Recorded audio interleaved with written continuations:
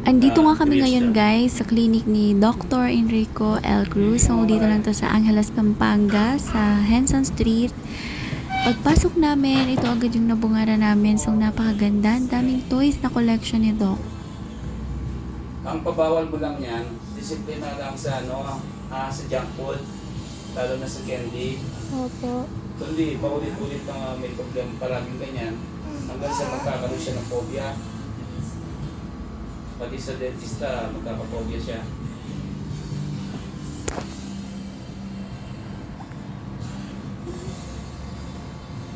Konting infiltration tapos periostal.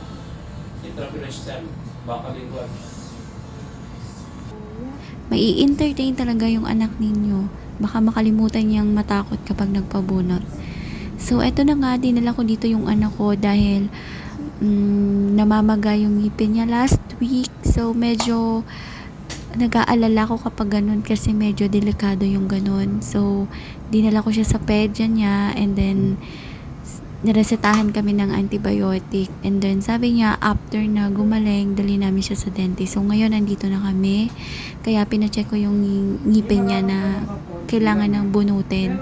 Kasi kapag hindi mo pala tinanggal, paulit-ulit lang siyang mamamaga. So, medyo mas magasto sa ating mga mami kasi paulit-ulit din natin silang datalin sa pedya and magsasuffer din sila sa sakit. So, dahil nga namamaga na, kailangan niya na talagang tanggalin kasi magkukos yun ng infection. So, na-infect na nga siya kaya siya nag-antibiotic. So, ngayon papatanggal na natin yung ngipin niya.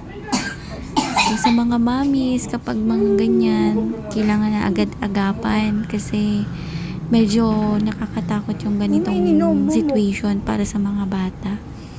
Yung namamaga na yung mukha nila. Kasi halos namaga talaga guys yung kalahating mukha niya kaya talaga nag-alala ko. So, ayan, matapang si kuya kaya check natin kung anong gagawin ni Doc. Bye, kuya. Lang.